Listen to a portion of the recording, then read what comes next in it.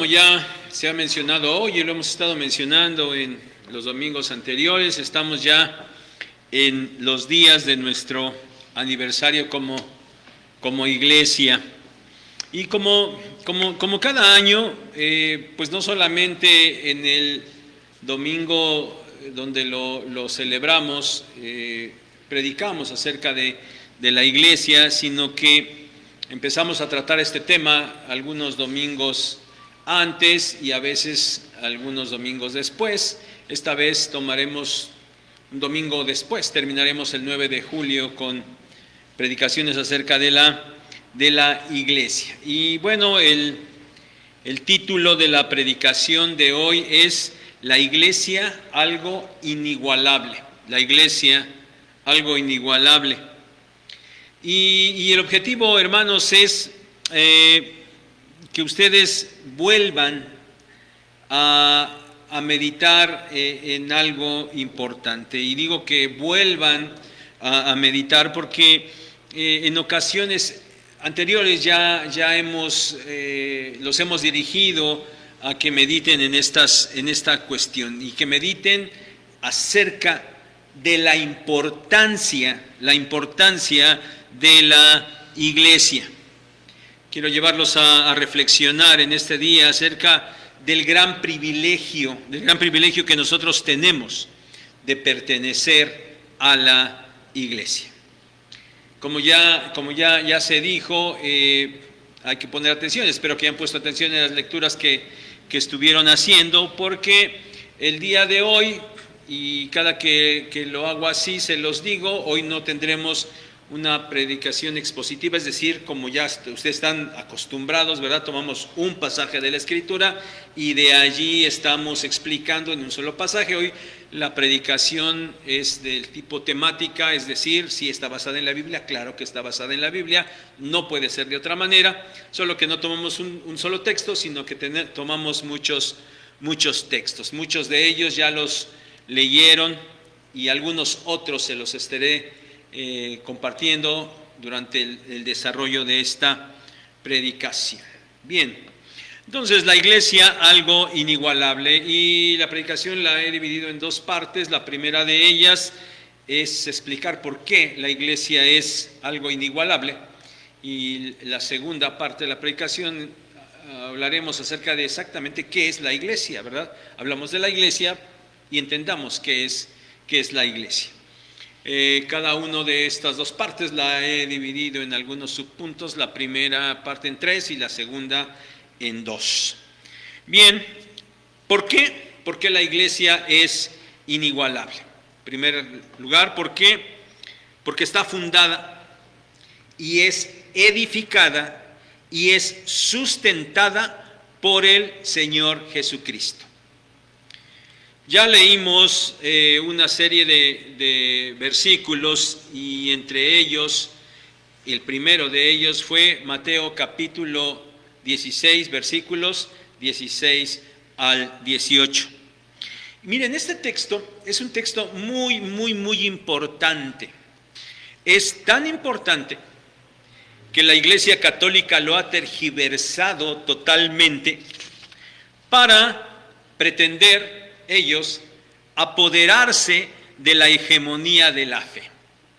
Lo han tergiversado de tal manera que se han inventado la falsedad de que la iglesia está fundada sobre Pedro.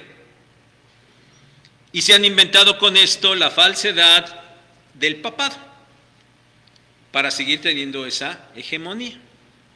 Sin embargo, lo que este pasaje enseña es que la iglesia está fundada sobre la roca que es Cristo. Ahora, este no es el único pasaje que dice esto. Hay muchos otros pasajes que confirman que la base de la iglesia, la roca sobre la que está fundada, es el Señor Jesucristo. Bueno, ya leyeron a ustedes algunos de estos versículos. Por ejemplo, Mateo 21:42, Hechos 4:11 y Efesios 2:20 y 21. Pero también, por ejemplo, 1 Corintios 3:11 dice, porque nadie puede poner otro fundamento que el que está puesto, el cual es Jesucristo. El fundamento es Jesucristo. El apóstol Pedro en su primera carta, capítulo 2, versículos 5 y 6, dicen que la iglesia está formada por piedras vivas, así llama Pedro a los creyentes, piedras vivas, y dice que esas piedras vivas son edificadas como casa espiritual. Y dice Pedro, notémoslo, es Pedro el que está hablando, dice Pedro que esa casa espiritual está basada sobre la principal piedra del ángulo, que es el Señor Jesucristo. Pedro mismo está diciendo que la piedra del ángulo sobre la que se edifica la iglesia es el Señor Jesucristo. Y esto es así, esto es verdad. La iglesia está fundada sobre el Señor Jesucristo. Y esto, hermanos, esto toma total relevancia cuando nosotros consideramos quién es Él. ¿Quién es el Señor Jesucristo? Bueno, nosotros lo sabemos. Nosotros creemos que Jesús es el Cristo, el Hijo de Dios. De hecho, esto fue lo que Pedro dijo allí en Mateo 16. Tú eres el Cristo, el Hijo del Dios viviente. Pero nosotros sabemos también que Jesucristo es el Señor. Filipenses capítulo 2, verso 11. Sabemos que Jesucristo es la imagen misma de Dios. Colosenses 1, 16. Y sabemos que Jesucristo es Dios. Jesucristo es Dios. Juan 1:1 y Romanos 9:5. No hay nadie en el cielo o en la tierra que pueda igualarse al Señor Jesucristo. Y en la carta a los Hebreos, capítulos 1 al 3, nos hablan abundantemente de la superioridad del Señor Jesucristo sobre todas las cosas. Él es la roca sobre la que está fundada la iglesia.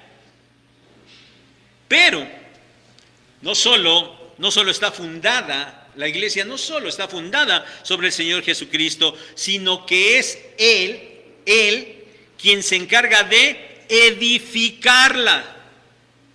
Otra vez, Mateo 16, versículos 16 al 18, donde el Señor dice, sobre esta roca edificaré mi iglesia. Lo acaban de leer. Sobre esta roca edificaré mi iglesia. Y hermanos, aquí en primer lugar, no podemos pasar por alto estas palabras de posesión. El Señor dice, mi iglesia. La iglesia es del Señor Jesucristo, no es de nadie más. Y Él dijo que Él mismo se está encargando de edificarla. Y creo que todos entendemos bien este término de edificar. Tiene que ver con construir. Entonces el Señor Jesucristo está construyendo su iglesia. Él está levantando su iglesia. Él es el fundamento. Pero una vez fundada, no la deja a cargo de nadie, no la entregó a nadie, sino que Él mismo se está encargando de irla levantando. Y en este trabajo, en esta labor de edificación, el Señor no la deja a la deriva, no la deja así, porque Él mismo, mientras le va edificando, mientras la va levantando, Él mismo se encarga también de cuidarla y de sustentarla. Efesios 5:29. Y por esto es que nada puede hacerse en contra de la iglesia, nada. Termina diciendo ahí en Mateo 16 el Señor Jesucristo que las puertas del Hades no prevalecerán contra ella. Es decir, la iglesia permanecerá siempre. La iglesia nunca morirá. A través de toda su historia, ha habido muchos que han pretendido acabar con la iglesia. A través de estos 2000 años, muchos han pretendido acabar con la iglesia y la han atacado, y la han perseguido, y la han martirizado. Pero, en lugar de que la iglesia haya desaparecido, o siquiera haya menguado, a través de todas estas cosas, en realidad ha sucedido lo contrario. La iglesia siempre ha salido fortalecida, siempre. La iglesia está fundada sobre el Señor Jesucristo.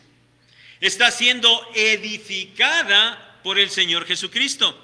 Y es sustentada por el Señor Jesucristo. Y ya dijimos quién es Él. Yo les pregunto, ¿qué grupo de los muchísimos grupos humanos que hay en el mundo, qué grupo, qué institución, qué organización, qué entidad, lo que sea, puede decir que está edificada, fundada y sustentada por el Señor Jesucristo? ¿Qué grupo dice esto? ¿O qué grupo puede decir esto? La respuesta es obvia: ninguna. Absolutamente ninguna. Solamente la iglesia. Solo la iglesia. Y por eso es que la iglesia es algo inigualable. Pero también la iglesia es inigualable porque tiene una relación especial con el Señor Jesucristo y con Dios. Miren, en el Nuevo Testamento nosotros nos encontramos con muchas figuras que se refieren a la iglesia. Muchas figuras que se usan para describir a la iglesia. Una de las más comunes, de las más claras que tenemos ahí en la mente y que aparecen ahí en el Nuevo Testamento es la figura del cuerpo. También hubo versículos que dicen esto que lo acaban de leer. Efesios 1, 22 y 23, Efesios 5, 23, Colosenses 1, 18 nos dicen esto. La iglesia es el cuerpo de Cristo. Pero también está Romanos 12, 5, por ejemplo, que dice: somos un cuerpo en Cristo. Primera Corintios 12, 27. Vosotros, pues, sois el cuerpo de Cristo. Además de esto, estos versículos también nos dijeron algo importante, que la cabeza de ese cuerpo es el Señor Jesucristo. Él es la cabeza de la iglesia. Ahora, en esta figura que usa básicamente el apóstol Pablo, de la iglesia como el cuerpo y el Señor como su iglesia, nos deja en claro que entonces la iglesia es un organismo, no una organización. Es un organismo que está vivo y que depende totalmente del Señor Jesucristo. Es decir, hay una relación muy especial, hay una relación única de la iglesia con su Señor. Pero miren, esta relación especial dada a través de esas diferentes figuras ahí en el Nuevo Testamento, también se refieren a otras más. Por ejemplo, allá en 2 Corintios 6, 16 y 17, y en Romanos 9, 25, se dice que la iglesia es el templo de Dios. Y se dice también que la iglesia es el pueblo de Dios. Hay una relación especial. Por otro lado, 1 Corintios 3:9 se refiere a la iglesia como edificio de Dios. Otra vez, esta figura de algo que se está construyendo, de algo que se está levantando, que el Señor dijo que Él la iba a edificar. Es el edificio de Dios. Hay una relación especial de pertenencia de la iglesia hacia el Señor. Miren, las grandes empresas mundiales le pertenecen a alguien. Los equipos deportivos famosos, y todos o no famosos, le pertenecen a alguien. Inclusive las instituciones escolares le pertenecen a alguien. Por ejemplo, hay empresas importantes, ¿verdad?, muy famosas, como por ejemplo Telmex, Sanborns, Sears, Mix-Up. Ustedes las conocen, ¿verdad? Todas estas empresas le pertenecen a alguien que se llama Carlos Slim. Bueno, también por ahí hay una televisora que se llama Televisa, y hay un equipo que se llama América, al cual algunos de ustedes le van, pero no se preocupen, el Señor los ama de todas maneras y les perdona todas las cosas, no se preocupen. Bueno, Televisa y el América le pertenecen a Emilio Azcárraga, ¿no? Pero a ver, a nivel internacional, ¿verdad? Ahí está el mundo loco por aquellos naves espaciales que están lanzando constantemente de una empresa que se llama SpaceX, ¿no? O aquellos autos de la marca Tesla. Y estas empresas le pertenecen a un señor que se llama Elon Musk, ¿no? Por otro lado, aquí en Nesa, ya desde hace algunos años, tenemos ahí en el Bordo y López Mateos una universidad privada famosa de prestigio, es la Universidad La Salle, ¿verdad?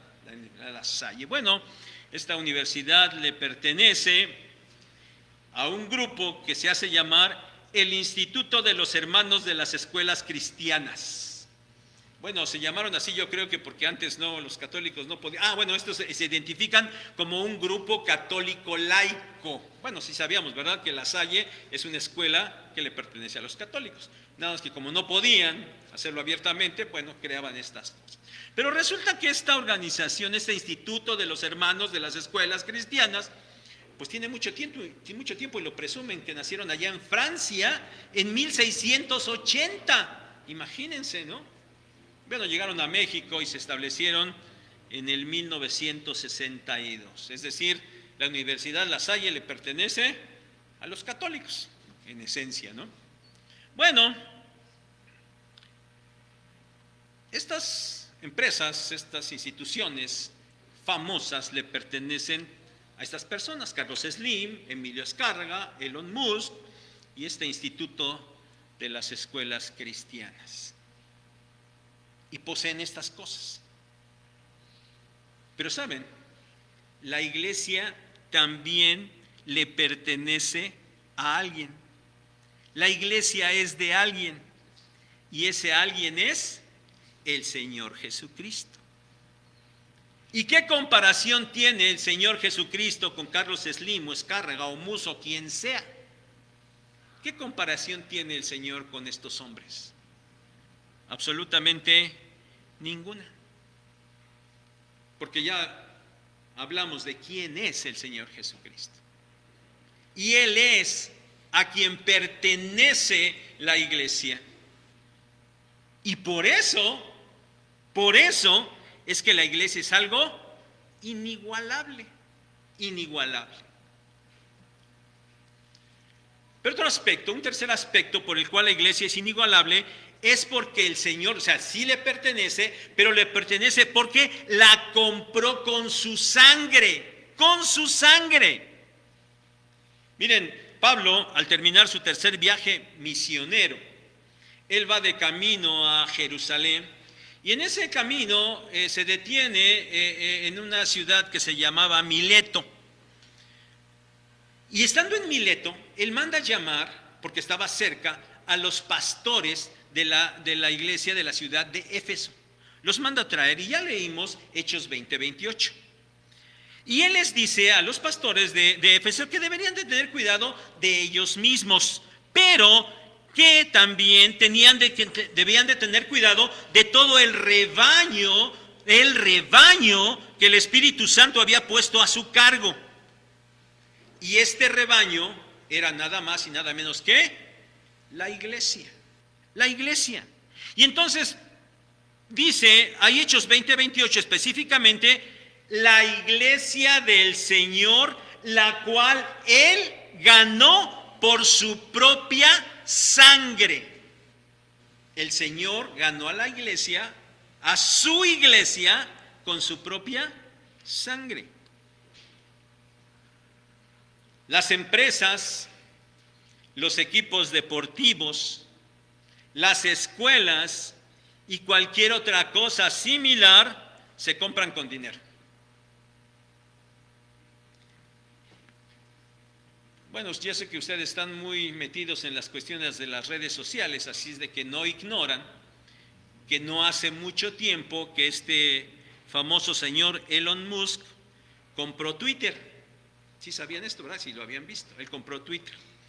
Bueno, él lo compró por solamente la insignificante cantidad de 44,000 millones de dólares. No traigo cambios, sino ahorita se la compraba yo. Bueno, se compran con dinero. Pero la iglesia fue adquirida por el Señor con su propia sangre, Y por esto también es que la iglesia es algo inigualable. Basados entonces, hermanos, en el Nuevo Testamento, de una manera muy breve, muy rápida, nosotros hemos considerado solo 3 cosas por las cuales la iglesia es algo inigualable. Y entonces ahora yo quiero preguntarte, hermano, ¿tú estabas consciente de esto? ¿Habías tomado conciencia de esta realidad? Bueno, sea sí o sea no. Si es sí, hoy lo has recordado. Si es no, hoy lo has aprendido. El punto, hermanos, es que deben cada uno de ustedes meditar en esto. ¿Por qué es que la iglesia realmente es algo inigualable? Como punto número 2 de la predicación hablamos entonces de la iglesia. Hemos estado señalando que el Señor la compró, que le pertenece al Señor, que está fundada en Él. Pero, ¿qué es la iglesia? ¿Qué es la iglesia? Bueno, 2 cosas. La iglesia, digamos primero, es un grupo de personas redimidas, elegidas y añadidas por el Señor Jesucristo. Aunque sé que quizás está de sobra decirlo, pero porque seguramente todos están conscientes de esto, pero de todas maneras aprovechemos y repitamos lo que la iglesia no es. Lo que la iglesia no es. Primero, la iglesia no es un edificio. Esto no es la iglesia. Esto es el templo, ¿sí? Esto no es la iglesia no es un edificio. Por eso los domingos no venimos a la iglesia. Venimos al templo a reunirnos con la iglesia. La iglesia no es un edificio. La iglesia tampoco es una declaración de fe. Es decir, hay muchas organizaciones que se hacen llamar iglesias y cada una es que nosotros creemos y boom, ahí dicen todas sus doctrinas, hacen sus declaraciones de fe. Bueno, la iglesia no es esa declaración de fe, no es el contenido de la doctrina que se cree, no es esto la iglesia. En tercer lugar, la iglesia no es una denominación. Es decir, la iglesia no son los bautistas, la iglesia no son los metodistas, la iglesia no son los presbiterianos, la iglesia no son los pentecostales y mucho menos la iglesia son los católicos, mucho menos. ¿Se acuerdan que, los hermanos más antiguos de esta iglesia, se acuerdan que éramos bien denominacionalistas, ¿va? Los bautistas por delante y nadie más. Estábamos como aquellos que dicen que alguien llegó al cielo, un cristiano llegó al cielo, ¿verdad? Y por ahí se fue encontrando con muchos grupos, lo llevaba un ángel enseñándole los grupos y de repente llegando a un lugar donde estaba cerrado, con las puertas cerradas y se oía que estaban ahí cantando, ¿no? Y le pregunta el cristiano al ángel, dice, ¿y aquí qué? Dice, no hagas ruido, es que aquí están los bautistas y ellos creen que son los únicos que están en el cielo. Bueno, eso creíamos nosotros, ¿va? Bueno, sí es cierto, nada más nosotros vamos a decir. No es cierto. No es cierto. La iglesia no es una denominación, ¿sí? La iglesia no son bautistas, presbiterianos, no es eso. Porque no hay muchas iglesias, hay una sola iglesia. Bien, si esto no es la iglesia, entonces, ¿qué sí es la iglesia? ¿Qué sí es la iglesia? Miren, existen muchas definiciones acerca de lo que es la iglesia y estas definiciones las encontramos en libros de eclesiología. Este es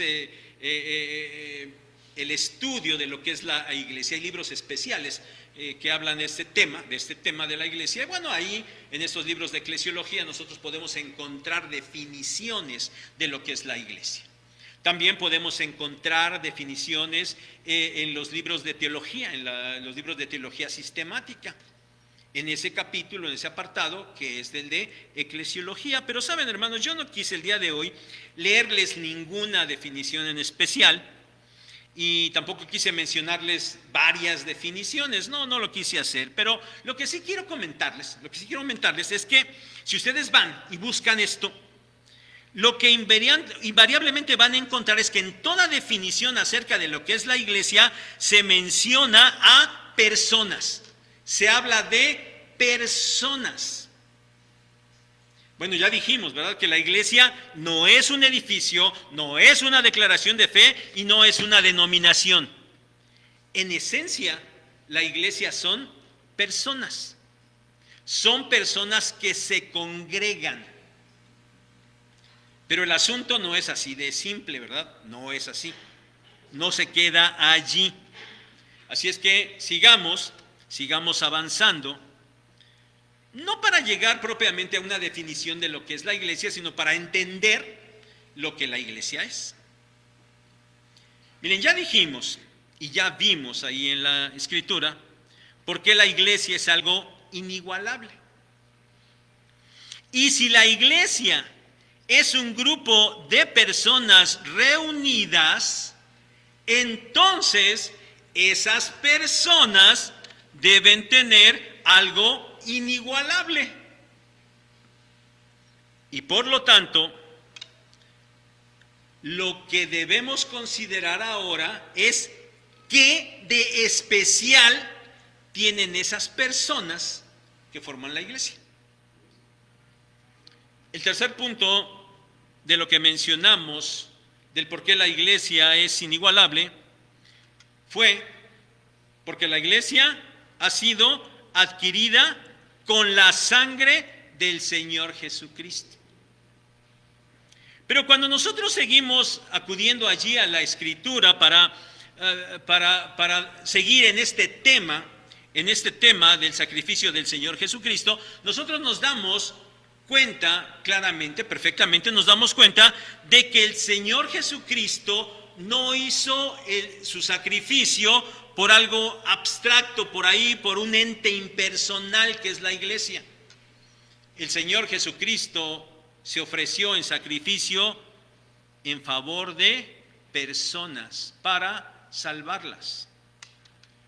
Miren, primera de Pedro, capítulo 1, versos 18 al 21, dicen: sabiendo que fuisteis rescatados de vuestra vana manera de vivir, la cual recibisteis de vuestros padres, no con cosas corruptibles como oro o plata, sino con la sangre preciosa de Cristo, como de un cordero sin mancha y sin contaminación, ya destinado desde antes de la fundación del mundo, pero manifestado en los postreros tiempos por amor de vosotros, y mediante el cual creéis en Dios, quien le resucitó de los muertos y le ha dado gloria, para que vuestra fe y esperanza sean en Dios. El apóstol Pedro ciertamente le está escribiendo a la iglesia, pero él se está dirigiendo a los creyentes, a las personas que forman esa iglesia, y les dice, así como ya ha dicho Pablo, que el Señor compró a la iglesia con su sangre, ahora las personas, Pedro les dice que ellos han sido comprados con la sangre preciosa de Cristo. Esto es entonces, la iglesia es un grupo de personas que han sido redimidas por Cristo mediante su sangre. Eso es la iglesia. Efesios capítulo 1, versículos 3 al 14, es un pasaje extraordinario que habla de los creyentes, habla de las bendiciones que los creyentes tenemos. Pero en ese momento solamente consideremos el verso 4. Donde Pablo, incluyéndose a sí mismo, habla de esos creyentes, habla de personas, de las personas creyentes, de personas que ya dijimos forman la iglesia. Y dice Pablo allí, que según nos escogió en él, ¿en quién? En Cristo, a nosotros. Dios nos escogió en Cristo antes de la fundación del mundo, para que fuésemos santos y sin mancha delante de Él. Y si consideramos todo el pasaje, del cual, bueno, no tenemos el tiempo, ¿verdad? Pero considerando todo el pasaje, nosotros podemos aseverar que la iglesia, entonces, podemos añadir otro punto a lo que venimos diciendo. La iglesia son personas redimidas por la sangre de Cristo y elegidas desde antes que el mundo fuese, es decir, desde la eternidad. Eso es la iglesia. Pero esta salvación, como ya sabemos, no fue operada por algún mérito de los creyentes, no fue por eso. Fue solo por la obra misericordiosa del Señor. Él es quien salva. Y es Él mismo el que añade a su iglesia. Salva a las personas y las añade a su iglesia. Hechos 2:47, que fue el último versículo que leyeron, nos dice esto. Y el Señor añadía cada día a la iglesia los que habían de ser salvos. Ser parte de la iglesia es algo que hace el Señor. El Señor salva y añade a su iglesia. ¿Sí? A ver, el Señor salva y añade a su iglesia.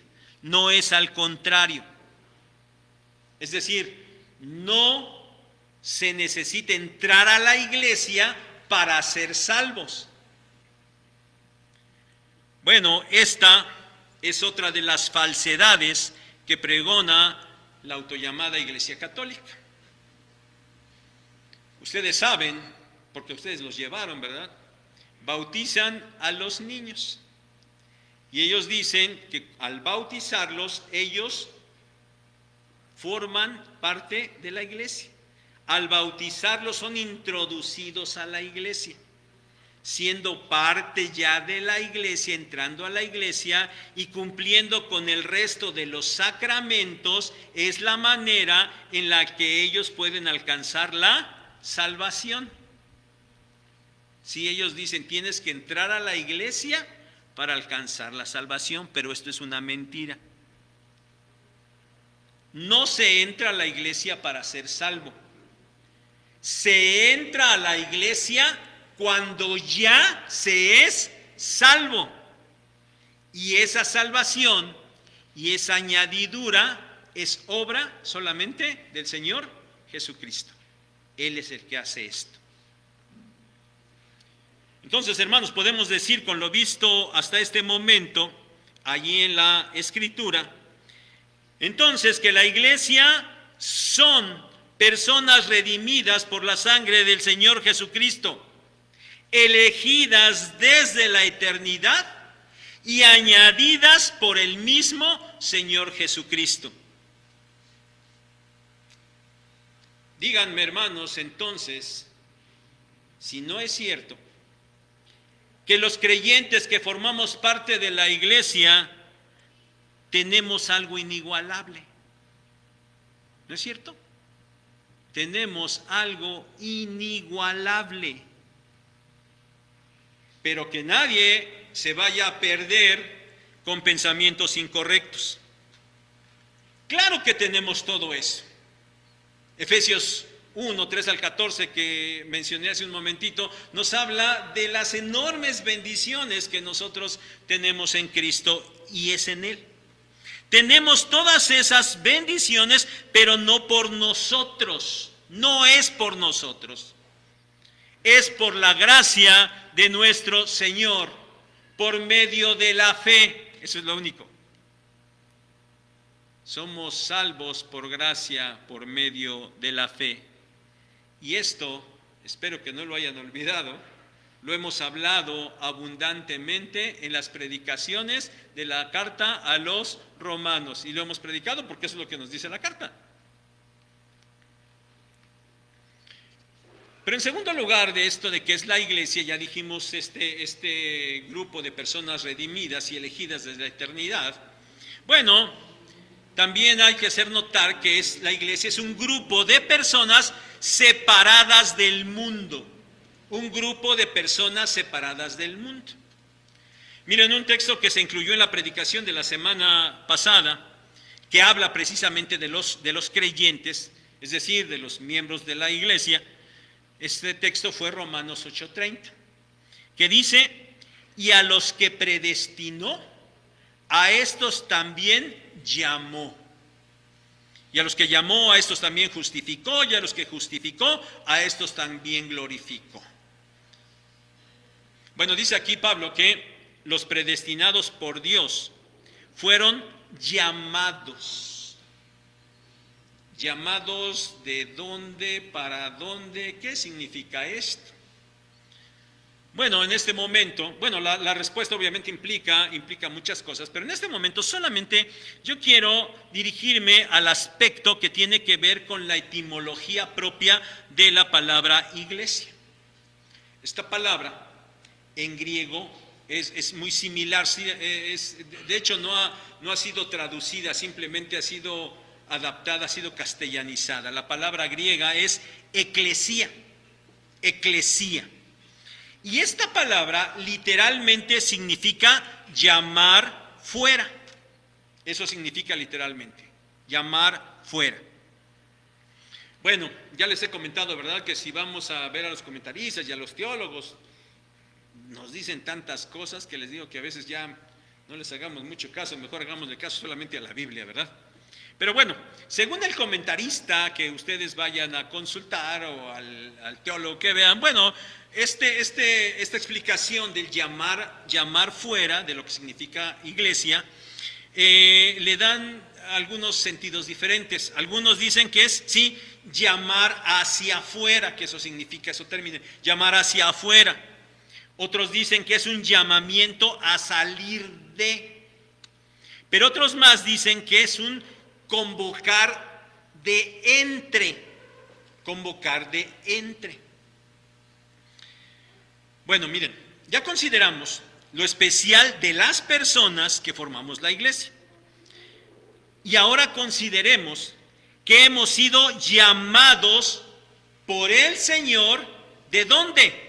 De entre el mundo. De ahí hemos sido llamados, de entre el mundo.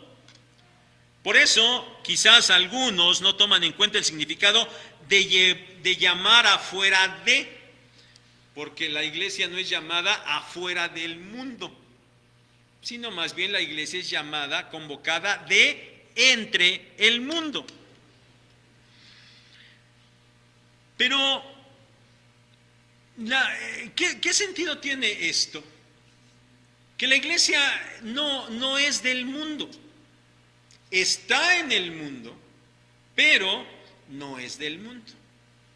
Y esto, el Señor Jesucristo lo dejó perfectamente claro allí en su oración, momentos antes de ser arrestado, aquel jueves de Pascua, oración que está registrada en el Evangelio de Juan, capítulo 17. Y el Señor está orando. El Señor está hablando al Padre y está hablando de los suyos. Y Él dice, en este Juan 17, verso 11, estos, los suyos, están en el mundo. A los que me has dado, guárdalos en tu nombre. Verso 15, no ruego que los quites del mundo, sino que los guardes del mal. Verso 16, no son del mundo, como tampoco yo soy del mundo, dijo el Señor Jesucristo. La iglesia está en el mundo, pero no es del mundo. Miren, el hermano teólogo Francisco Lacueva, en su libro La Iglesia, Cuerpo de Cristo, hace una muy interesante explicación de este asunto. Una explicación que me parece muy adecuada y oportuna para compartírselas en este momento, porque es al punto al que yo quiero llevarlos aquí. Miren, él dice que a la iglesia ya dijimos que había muchas figuras con las que se nombra la iglesia. Bueno, a la iglesia, el Señor mismo, y en otros pasajes, lo acabamos de leer en Hechos 20 también, se le llama rebaño. La iglesia es el rebaño.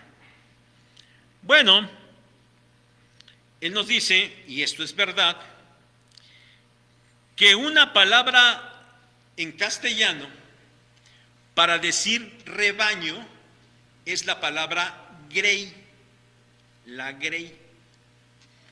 Y esto es cierto, si vamos al diccionario, nosotros nos vamos a encontrar, ahí buscan la palabra grey, y va a decir, grey es rebaño o comunidad de fieles cristianos, ¿sí?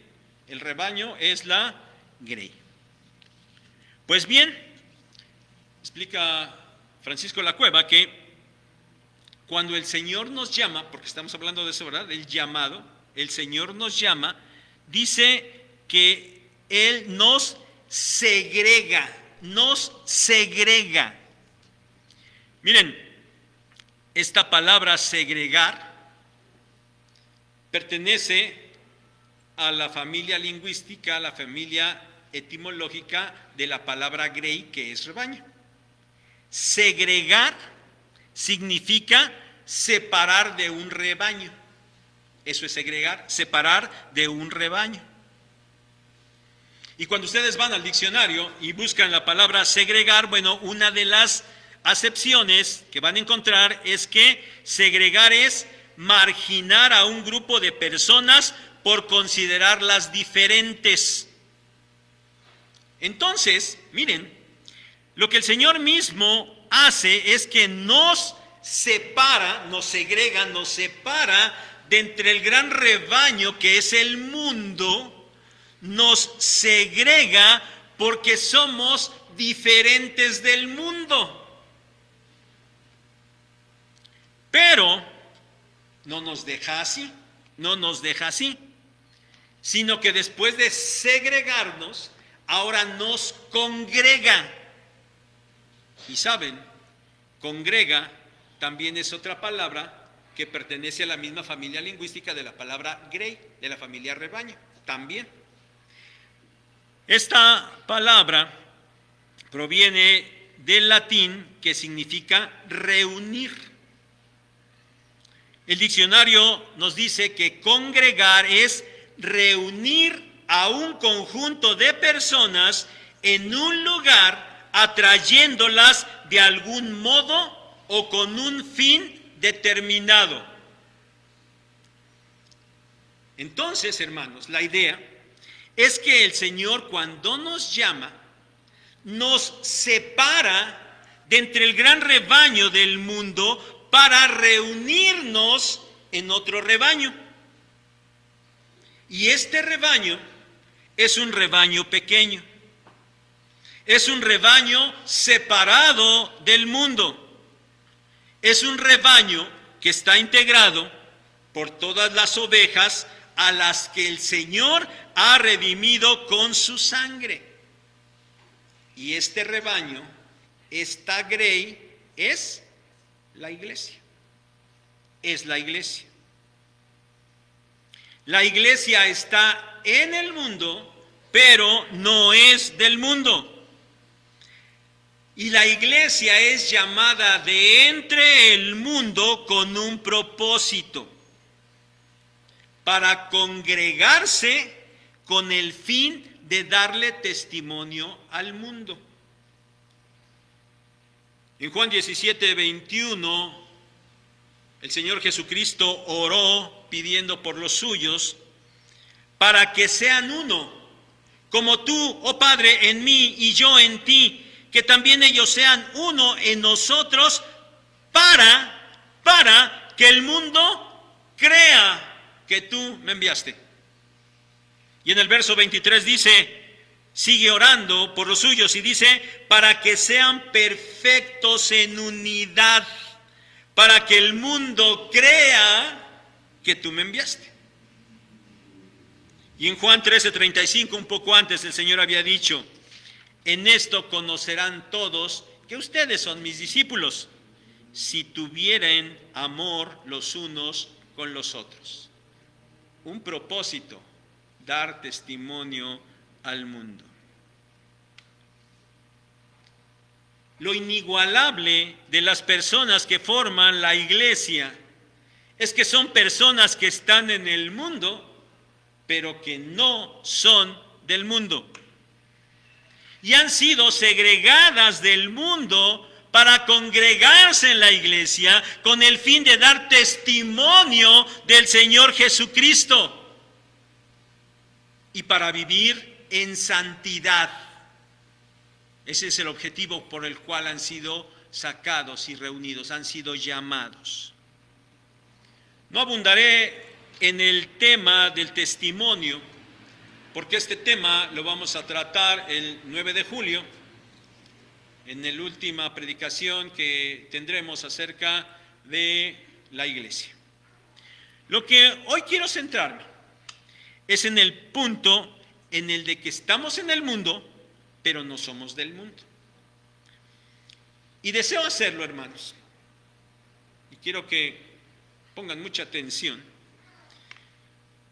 Quiero hacerlo porque es un punto en el que cada vez más nos debilitamos como iglesia. Esto es una realidad. Nos estamos debilitando cada más en este asunto. La iglesia del Señor Jesucristo, es decir, nosotros estamos en el mundo, pero no somos del mundo y nos estamos debilitando en eso. Miren, por ejemplo, primera de Pedro 4:3 dice, baste ya el tiempo pasado para haber hecho lo que agrada a los gentiles, es decir, a los inconversos, a los no creyentes.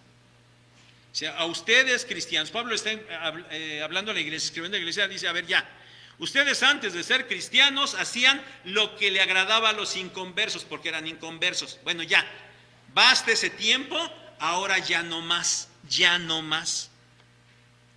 Es decir, los creyentes no podemos vivir como el mundo vive. Los creyentes no podemos hacer lo que el mundo hace. El problema es que hay muchos cristianos que se saturan tanto del mundo que se niegan a dejar de hacer lo que antes hacían en el mundo y lo siguen deseando y de hecho lo siguen haciendo. Y cada vez es más y más notorio.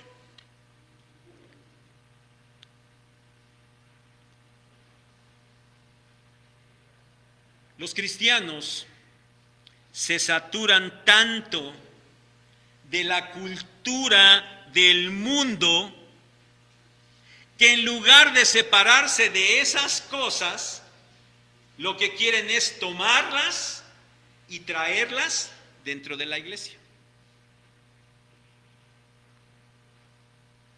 Pretenden cristianizarlas, santificarlas, para que lo que hace el mundo también lo hagamos dentro de la iglesia. Y eso está sucediendo cada vez más. Miren, en este momento no les voy a poner ningún ejemplo específico. Solo quiero que tomen muy en cuenta esto que les acabo de decir y que lo recuerden muy bien.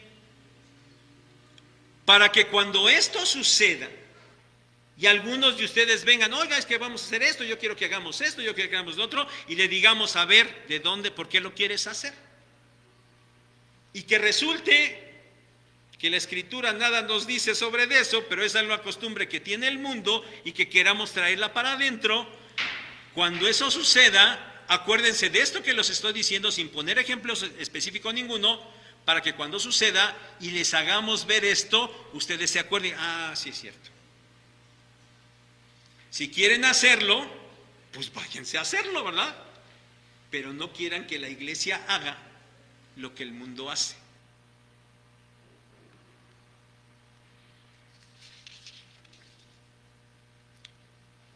El mundo tiene un criterio de lo que es la iglesia.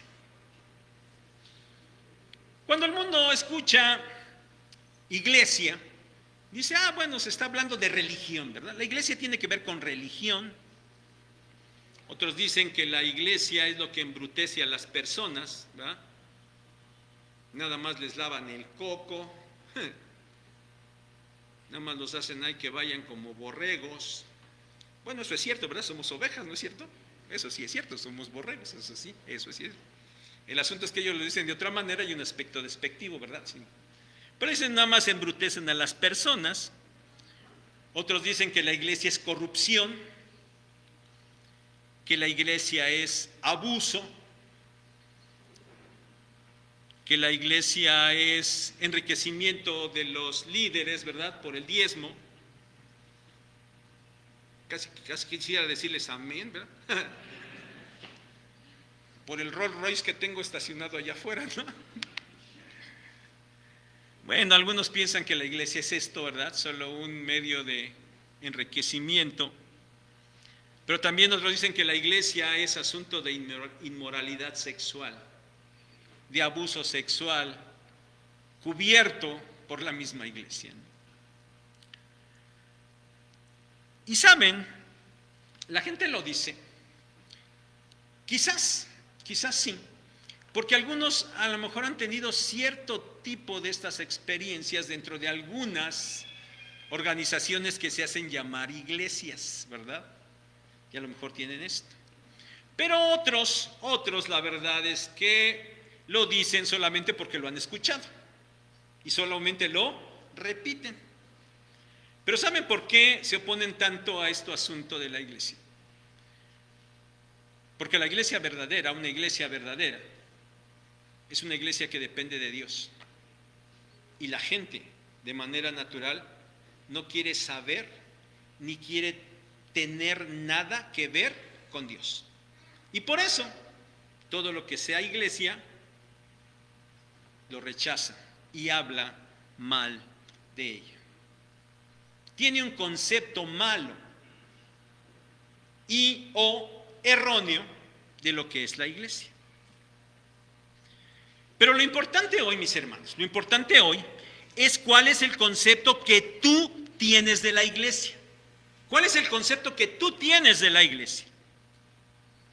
Sin haber agotado el tema de ninguna manera, lo que hoy hemos visto, muy brevemente, es parte de lo que la Biblia nos enseña acerca de lo que es la iglesia. Ahora yo te pregunto, hermano, ¿tú sabías esto? ¿Tú sabías esto? A lo mejor algunos sí, otros no, algunos en parte, pero por lo menos hoy todos ya estamos iguales en el conocimiento. ¿Habías tomado en cuenta este concepto de la iglesia, de lo que es la iglesia? ¿Lo habías tomado en cuenta?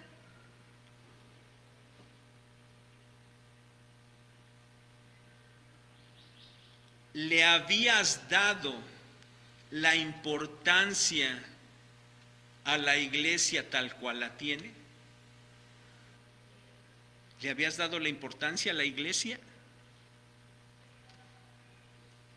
¿Ignoras que tú eres parte de la iglesia? ¿Ignorabas que eres parte de la iglesia? Pero ahora quiero hacerte reflexionar en otra cosa. ¿Tú crees que esta iglesia, tú crees que la iglesia Sinaí en verdad está fundada sobre el Señor Jesucristo? ¿Lo crees? ¿Crees que la iglesia Sinaí está fundada sobre el Señor Jesucristo? ¿Tú crees que la iglesia Sinaí cumple con ese perfil que hemos estado viendo, que hemos considerado acerca de la iglesia el día de hoy? ¿Tú crees que Sinaí cumple con ese perfil? ¿De veras lo crees?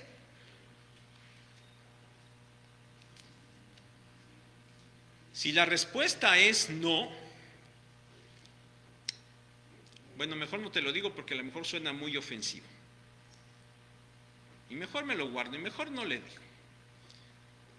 Si es no, si tú crees que Sinaí no está fundada en Cristo y que no tiene este perfil de iglesia bíblico, entonces, ¿qué haces aquí? Pero no lo voy a decir para no ofender a nadie, mejor me lo callo. Pero si tú crees que Sinaí sí cumple con esto, si tú crees que Sinaí sí está fundada sobre Cristo, si tú crees que Sinaí sí cumple con este perfil, entonces no hay otra conclusión que Sinaí es algo inigualable.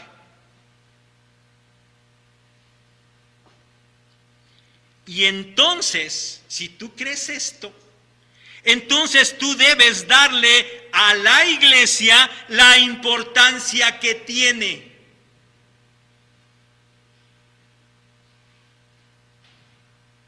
Porque es una importancia inigualable.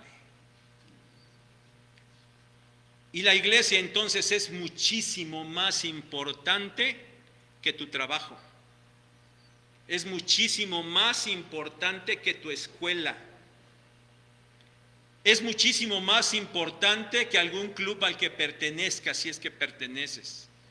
Es muchísimo más importante de un equipo al que tú le vayas. Y yo sé que a muchos les ofende esto, pero lo seguiremos diciendo porque es verdad. Y la iglesia es mucho más importante de tu familia en la carne que no es cristiana.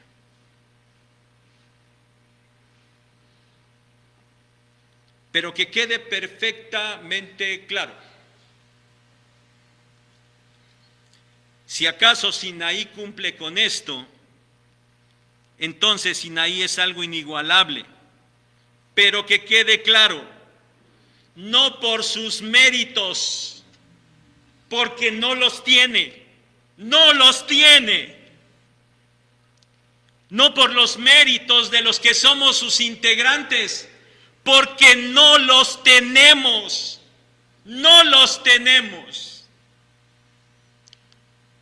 Si la iglesia Sinaí es algo inigualable, es solamente por los méritos del Señor Jesucristo,